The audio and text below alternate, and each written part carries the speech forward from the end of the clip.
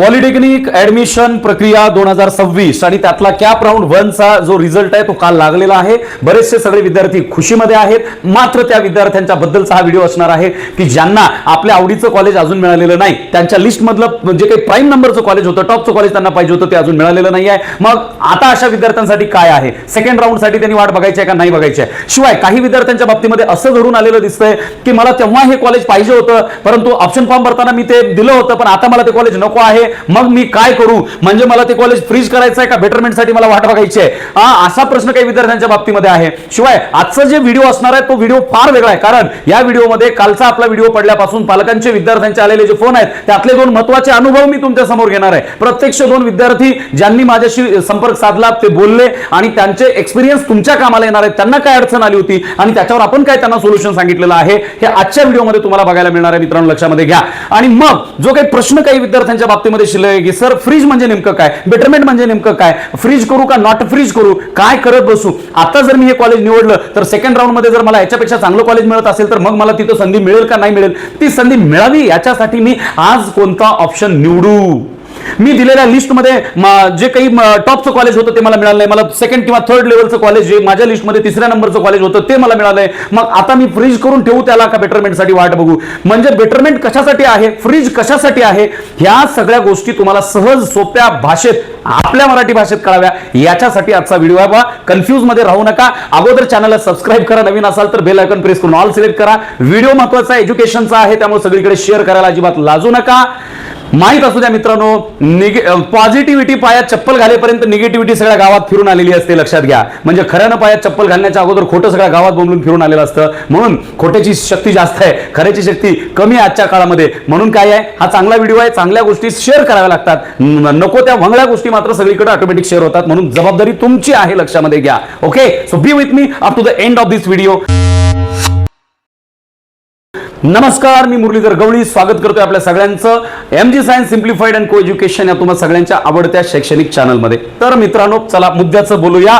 Round 2 साठी आता आपला योग्य निर्णय कोणता असणार आहे, काय करावं लागणार आहे, राऊंड 2 मध्ये संधी आपल्याला मिळणार आहे किंवा नाही, बेटरमेंट करू का फ्रीज करू, नेमकं काय करू सर, माझं डोसकं आता फुटायला लागलेलं आहे, राऊंड 2 साठी माझा योग्य निर्णय कोणता असणार आहे, या सगळ्या बाबी आजच्या व्हिडिओमध्ये आपल्याला बघायला मिळणार आहेत. मित्रांनो कॅप राऊंड 1 चा निकाल लागल्यानंतर हजारो विद्यार्थ्यांच्या मनामधला प्रश्न आहे की फ्रीज करू की बेटरमेंट करू.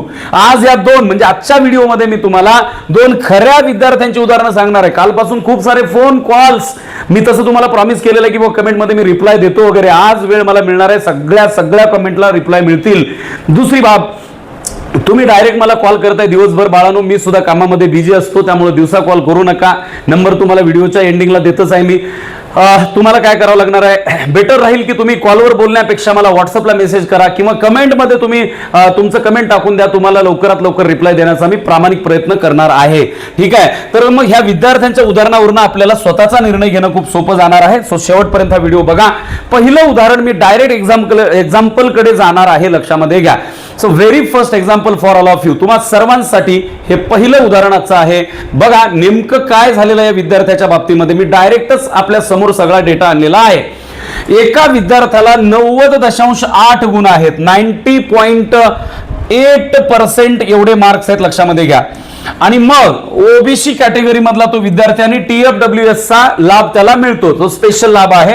आणि त्यानं काय केलं होतं बघा, ऑप्शन फॉर्म मध्ये पहिल्याच क्रमांकावरती जे ऑप्शन फॉर्म आपण दिलेत ना कॉलेजसाठीचे, तर त्यातल्या ऑप्शन फॉर्म भरत असताना पहिल्याच क्रमांकाला त्याने गव्हर्नमेंट पॉलिटेक्निक कॉलेज मुंबई आणि स्पेशल म्हणजे इन्स्ट्रुमेंटेशन इंजिनिअरिंग साठी त्यांनी भरलेला फॉर्म होता, ज्याचे की लिमिटेड मर्यादित कॉलेजेस असतात. आता ह्या गोष्टी तुम्हाला माहितीच आहेत.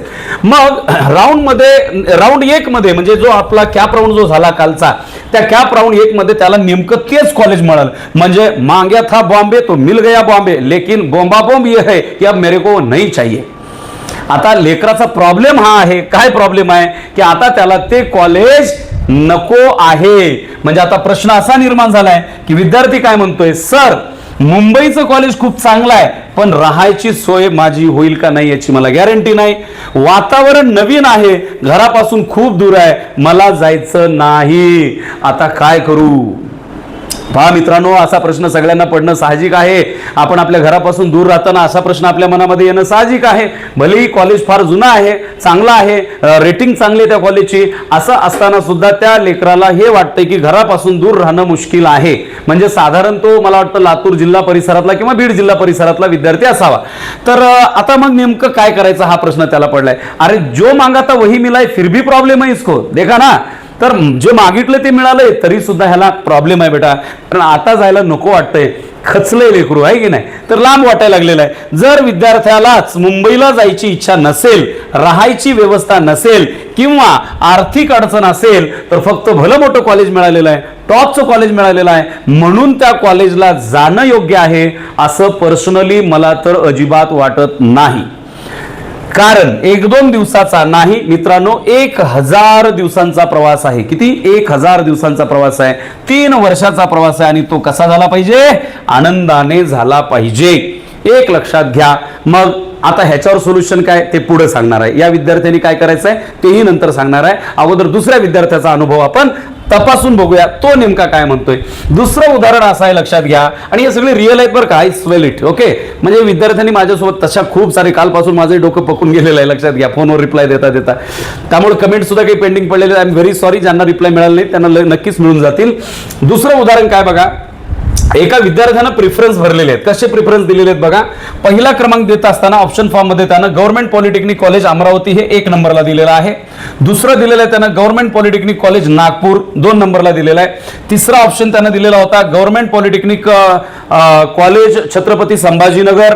आणि चौथा जो ऑप्शन त्यांनी दिलेला होता तो गव्हर्नमेंट पॉलिटेक्निक कॉलेज पुणे. आता याच्या खाली आणखीन बरीचशी लिस्ट त्याची असेल, आपल्याला कामासाठी हे 4 म्हणजे लिस्ट मधले मी घेतोय. राऊंड 1 मध्ये त्याला नागपूर मिळालेला आहे. सो नीट फोकस करा. मागितलं होतं काय? सगळ्यात पहिले त्यांनी 1 नंबरला अमरावती ठेवले. नागपूर किती नंबरला आहे? 2 नंबरला आहे. पहिल्या राऊंड मध्ये त्याच्या पर्सेंटेज नुसार त्याला मिळालेलं कॉलेज कोणतं आहे?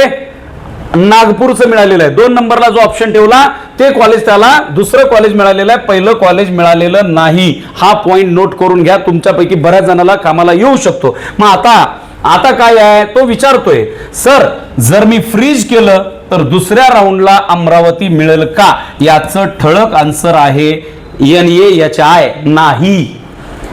बाळा, तू जर कॉलेज फ्रीज केलं तर तुला दुसरं कॉलेज मिळणार नाही. फ्रीज याचा अर्थ मला हे कॉलेज फाइनल आहे, मान्य आहे, मैं इस कॉलेज में पढ़ने के लिए तैयार हूं असं सांगणं म्हणजे फ्रीज आहे, लक्षामध्ये घ्या. यानंतर बेटरमेंटचा ऑप्शन राहत नाही. मग सर फ्रीज आणि बेटरमेंट मधला काय फरक आहे ते मी पुढे बोलणारच आहे बाबा, लक्षामध्ये घे. तू जर अगोदर चॅनलला लाईक केलं नसेल, सॉरी चॅनल सबस्क्राईब केलं नसेल तर करून घे, लाईक करून घे आणि ढकल जरा सरका व्हिडिओ सगळीकडे, तुझी शक्ती भरपूर आहे, लक्षात घे. मग आता विद्यार्थ्याचा पुढचा प्रश्न आहे, सर जर मी नॉट फ्रीज केलं तर अमरावती मिळेल का? समजा सर मी फ्रीज केलं नाही तर मग मला अमरावती मिळेल का? नॉट फ्रीज जर मी केलं तर माझं उत्तर त्या विद्यार्थ्याला असं होतं, त्याच्या पॅरेंट्सशी पण माझं बोलणं झालेलं आहे की बाबा शक्यता आहे पण गॅरंटी देऊ शकत नाही.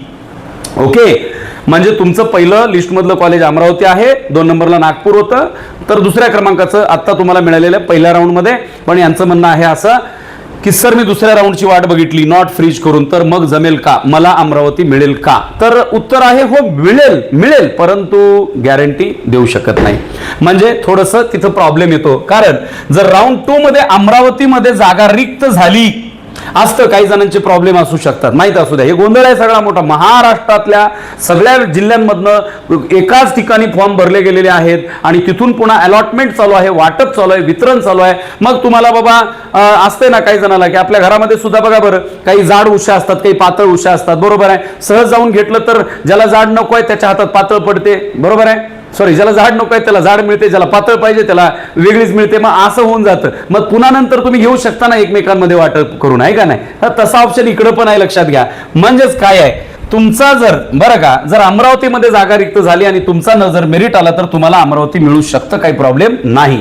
पण लक्षात ठेवा, नागपूरच्या खाली प्रिफरन्स मध्ये असलेले छत्रपती संभाजीनगर किंवा पुणे मिळणार नाहीत. कारण बेटरमेंटचा अर्थ असा आहे, तुम्हाला आता मिळालेलं जे कॉलेज आहे त्याच्यापेक्षा बेटर कॉलेज तुम्हाला दुसऱ्या राऊंड मध्ये मिळेल, खालचं नाही.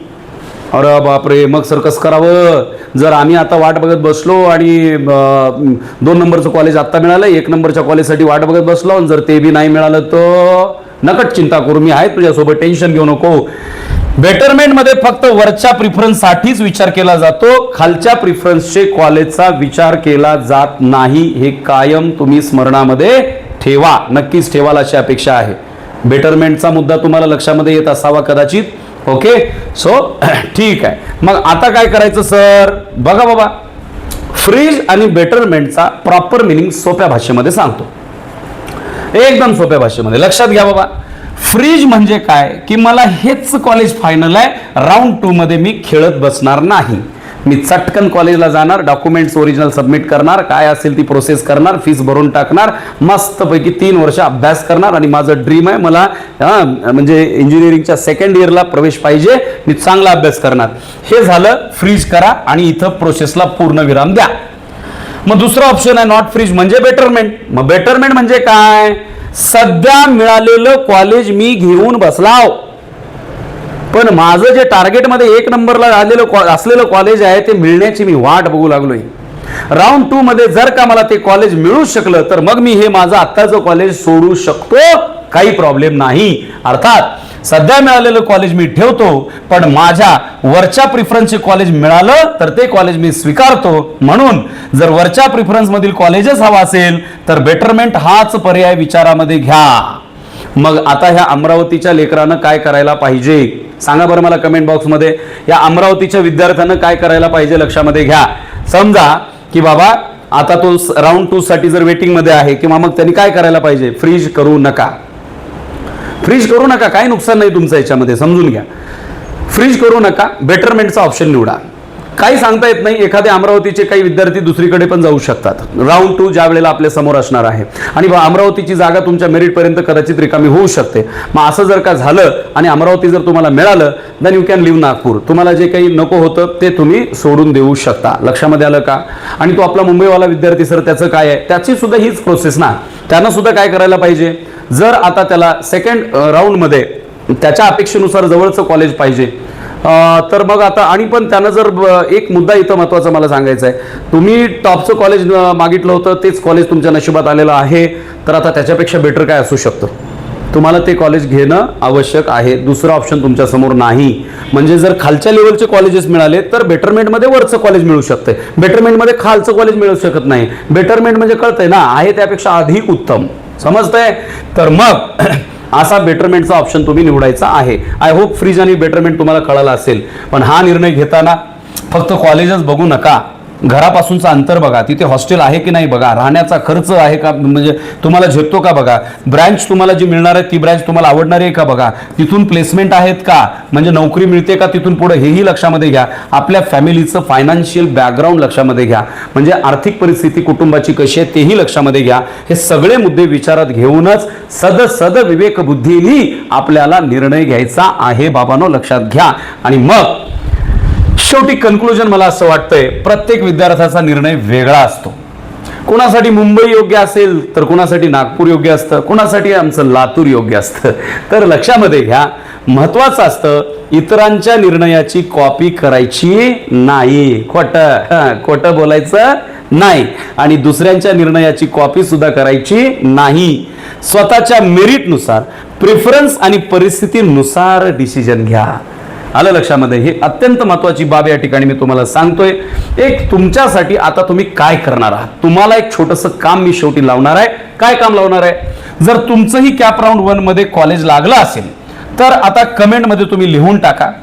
काय लिहायचं आहे? तुमचं पर्सेंटेज, तुमची कॅटेगरी, तुमची ब्रँच, मेरिट नंबर तुमचा किती आहे आणि कोणतं कॉलेज तुम्हाला आत्ता मिळाले ते सांगा.